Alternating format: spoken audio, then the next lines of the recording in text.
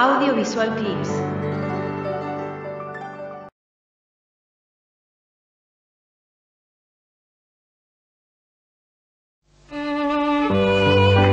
Hablaremos hoy de una calumnia contra Napoleón que fue lanzada por Josefina, su propia esposa. Casi todos los historiadores coinciden en decir que Josefina odiaba el entorno familiar de su marido. Calculo que más lo dicen por intuición, porque todo el mundo odia convenientemente a la familia de su cónyuge. Bueno, eso lo sabe especialmente Rolón, a mí me lo dijo. No le digo dice eso. que cuando no, uno va al psicoanalista, lo primero que le dice es: ay, la familia de mi mujer me tiene podrido, sí. O la familia de mi esposo me tiene harta, o mi suegra es un monstruo, y así.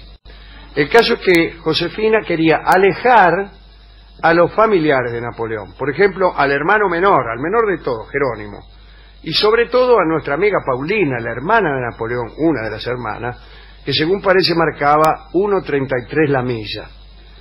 No soportaba Josefina que estos personajes tuvieran tanta influencia en los planes del emperador. Para eso, para alejarlos, Josefina hizo cosas verdaderamente terribles, pero la mayoría no surtieron efecto. Allá por el año 1806, Jerónimo, el menor, andaba por París disfrutando de su jerarquía.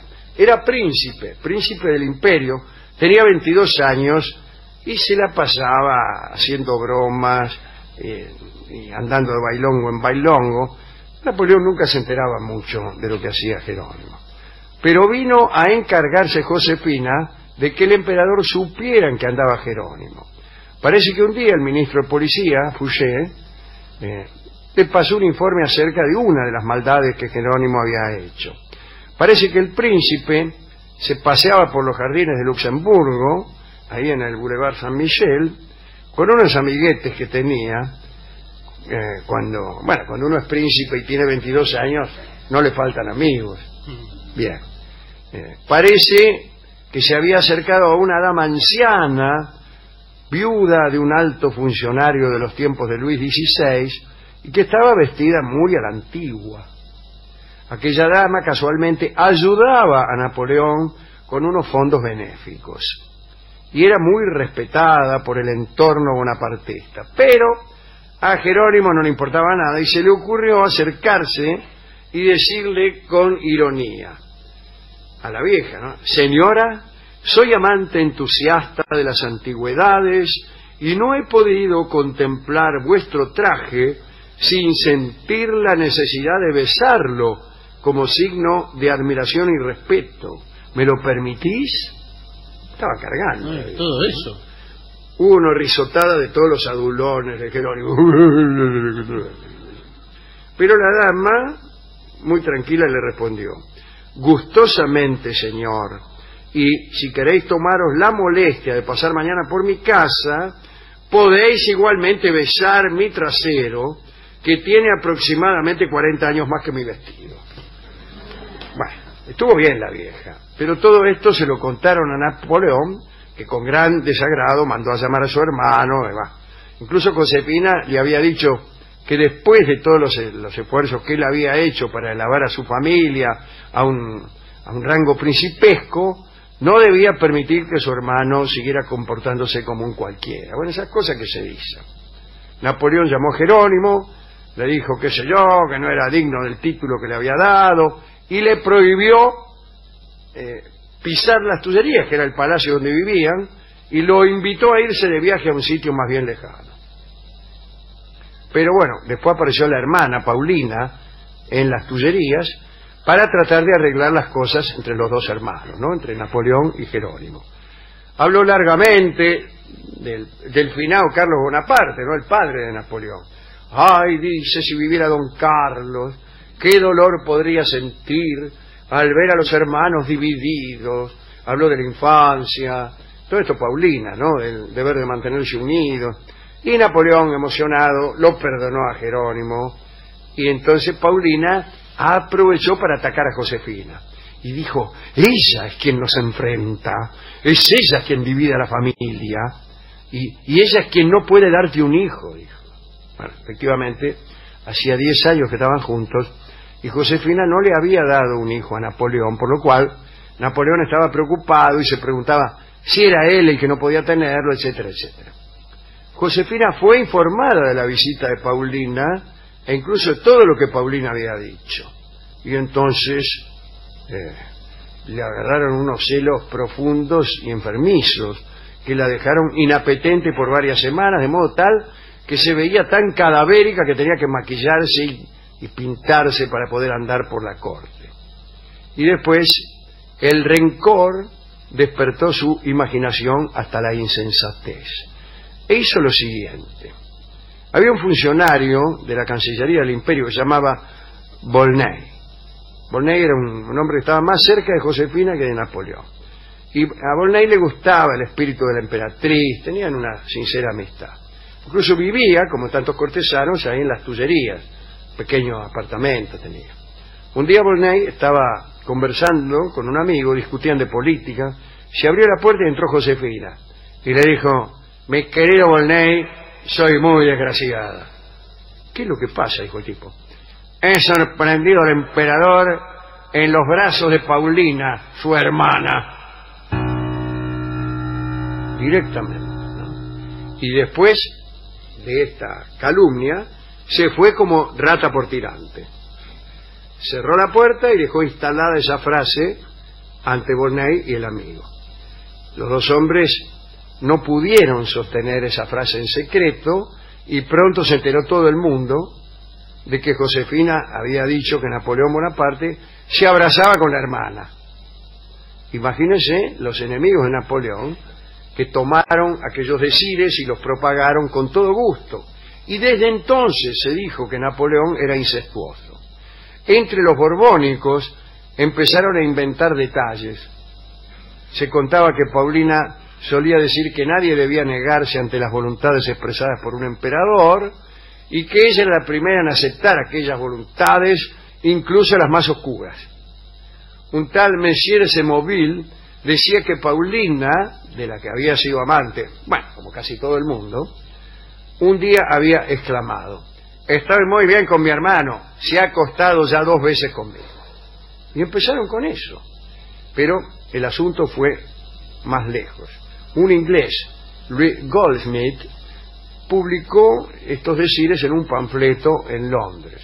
Goldsmith no se contentaba con poner a Paulina en el lecho de Napoleón, sino que agregaba a otra hermana, a Carolina.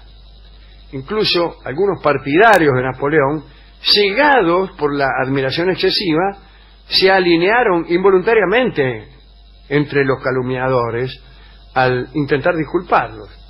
Uno de sus partidarios escribió: si el emperador es amante de su hermana, esto prueba que es un hombre superior a los demás y que las leyes de la moral, útiles para contener al hombre normal, no le son aplicables. Bueno. Hoy no existe ni un solo historiador que seriamente pretenda aún que Napoleón haya mostrado para con sus hermanas una gentileza fuera de orden. Pero la acusación fue explotada por los enemigos. Cuando Napoleón se enteró de lo que andaban diciendo, quiso saber quién había soltado por primera vez aquel infundio. Y le dijeron: Josefina. Esto enturbió todavía más las relaciones entre Josefina y Napoleón, y entre Josefina y la familia, etcétera, etcétera.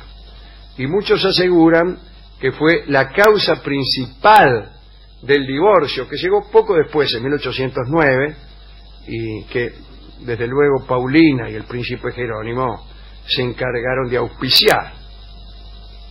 Esto podría servir como una historia edificante, diciendo: qué sé yo, cuídense de la calumnia, porque la calumnia se vuelve contra aquel que la echa a rodar. Pero eso es mentira. La calumnia se volvió esa vez contra Josefina, pero en general no se vuelve contra su inventor, sino más bien contra aquel al que ha sido dirigida. De todos modos, como se ha dicho muchas veces, caían sobre Napoleón acusaciones más serias y verdaderas.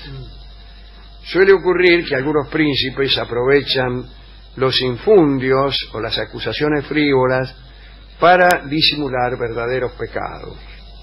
La mentira de Napoleón abrazando a su hermana alcanzó a oscurecer muchísimos y sangrientos errores que Napoleón cometió en su vida.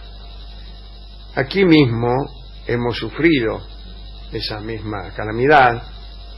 Algunos han preferido criticar a príncipes del pasado por los libros que no habían leído, o por los que habían dicho leer y no existían, o por las torpezas que cometían en los restaurantes, o por la falta de gusto en la elección de corbatas.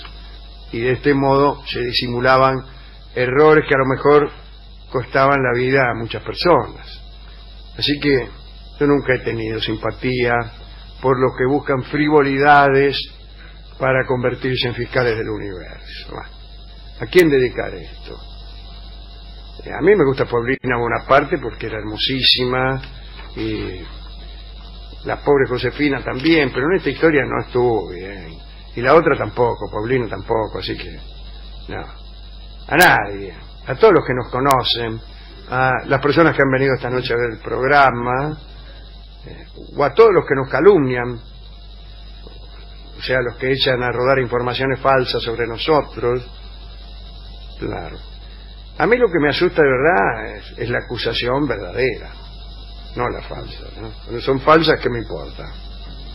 Bueno, hemos ido a la discoteca a buscar canciones sobre calumnias, sobre chismes, sobre mentiras, sobre maledicencias, y justamente el discotecario estaba conversando con un gerente de la radio acerca de la conducta de la hermana de otro gerente, que es la conversación preferida en los niveles gerenciales, a saber, conducta de las hermanas de otros gerentes que en ese momento no están o no forman parte de la conversación. Bueno, inquirido el funcionario nos respondió que tenía una milonga cantada por Edmundo Rivero que se llamaba El Conventillo, y que parecía ilustrar este juego de dimes y diretes. Así que escucharemos El Conventillo en la interpretación de Edmundo Rivero. Adelante.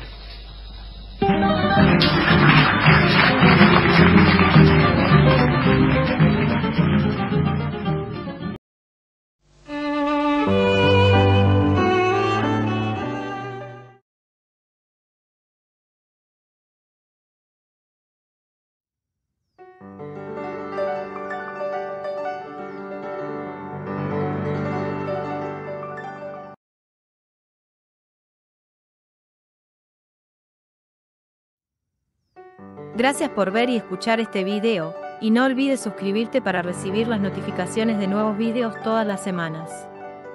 Dale a me gusta si te gustó, y comparte en las redes sociales para que el canal siga creciendo, y trayéndote a los mejores exponentes de las artes audiovisuales.